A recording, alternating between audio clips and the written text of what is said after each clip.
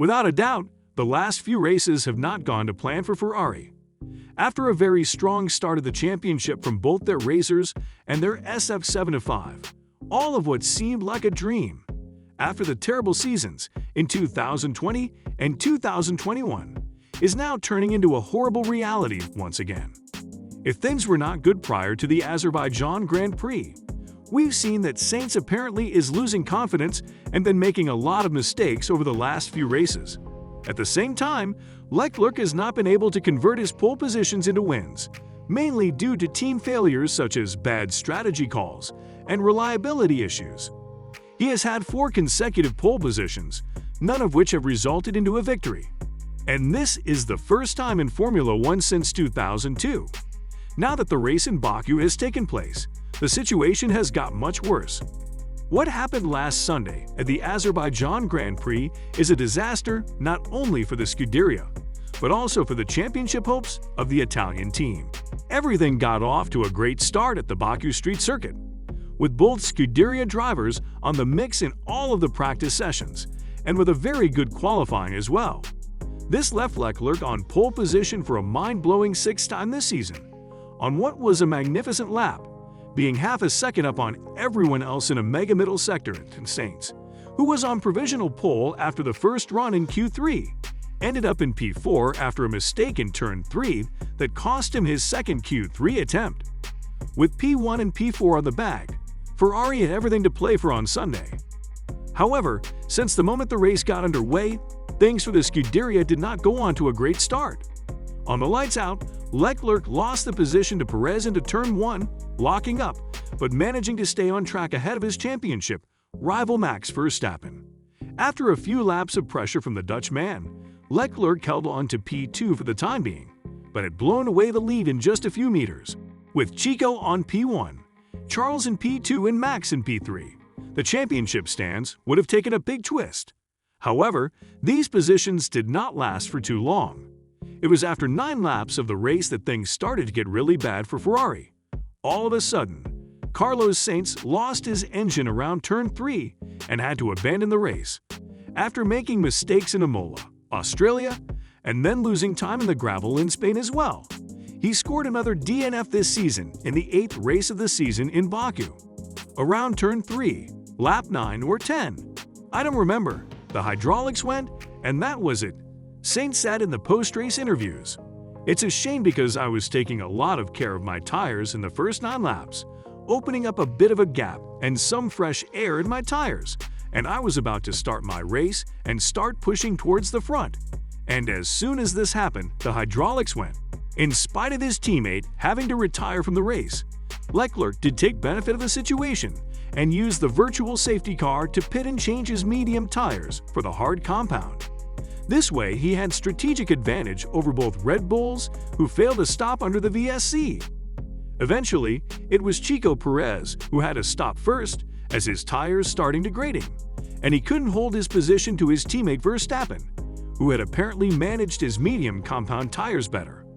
However, as there was no safety car over the next few laps, Verstappen was forced to box as well, dropping to P2 and losing the position to Leclerc.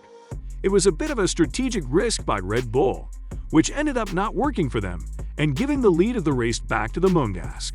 This way, the top 3 had all switched positions, with Chico being the most prejudiced. With the Ferrari driver leading the race comfortably, everything seemed to be under control, and one could have thought of a potential win for Leclerc, which would have put him on a very good position on the fight for the championship. However, we all know that when in Baku, we can always expect a sudden safety car or just unexpected things to happen, such as it happened to Verstappen last year with a tire blowout. This time, the unexpected event happened on lap 20, and this time around, it affected the leader of the race at the time, Charles Leclerc. A plume of smoke could be seen coming out of his engine, and though he managed to make it to the pit lane, he could not continue with his race. It happened to be another DNF for Leclerc, on what appears to be the new normal considering that it has happened in the last 3 races. First, a DNF in Spain due to an engine issue, a heartbreak in Monaco, where the team blew away his home win with a terrible strategy call, and another DNF due to engine issues in Azerbaijan. This way, what was a comfortable lead on the championship over Verstappen a few weeks ago has now seen him drop to P3, being surpassed by Checo Perez as well, who finished P2 at Baku and is having a great momentum. It hurts. We really need to look into that for it not to happen again. I can't really find the right words to describe this, said Leclerc, who appeared to be lost for words. It's very, very disappointing. I don't know. We really need to look into it. Moreover, he added, we've been fast, and we didn't have particularly big problems in the first part of the season. I think we have a bit more compared to the beginning of the season. But we didn't change massive things. If anything, we made the car better. It's difficult to understand for now. We'll have to analyze it. I don't have the full picture of what happened today, but just personally, again it hurts. After both his cars had to retire due to power unit issues, Mattia Binotto, Scuderia Ferrari's team principal, also had his say on the events. Certainly, it's a concern. We said it even before coming here to Baku. Reliability is always a factor, which is a key factor in the battle, as performance is. As a team, we pushed a lot through the winter last year to develop the car. We've proved that we're not yet fully reliable. There's still some work to be done.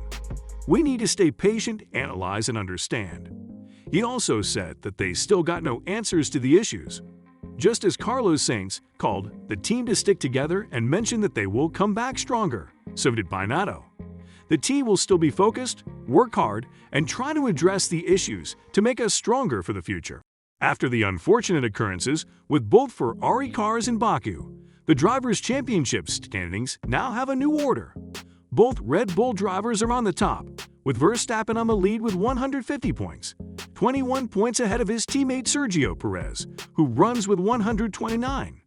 As mentioned before, Leclerc dropped to P3, staying with the same 116 points he came into the weekend with. George Russell is currently fourth with 99 points, after a super consistent start of the season, which has not seen him finish lower than fifth, including 3 podiums featuring his P3 at Baku, and Sainz closes up the top 5 with 83 points, 21 points clear of Lewis Hamilton on 6th place. In the meantime, no oscillations happened in the top 3 places of the Constructors' Championship, but with both Red Bull and Mercedes getting very good points in Azerbaijan. On the one hand, Red Bull is getting away from Ferrari on the lead, and on the other hand, Mercedes is catching the Maranello-based team to fight for second. Red Bull runs first with 279 points, 80 points ahead of Ferrari's 199, on what is a comfortable lead at this time of the season. And then Mercedes are closing in on Ferrari with 161 points. It is now the time of the video when we want to hear from you. Did you watch the race in Baku? What did you think about it? Also, what's your opinion on all of what's going on with Ferrari? Do you think they will come back stronger and give Leclerc the possibility to fight for the championship again? Where do you think the team will finish in the Constructors' Championship? We'll be reading you in the comments section below. If you have made it to this point of the video, thank you very much for watching until the end. If you enjoyed the video, subscribe to F1 Trackside to miss any of the upcoming uploads. Again, thank you very much for watching, and we'll catch you on the next one.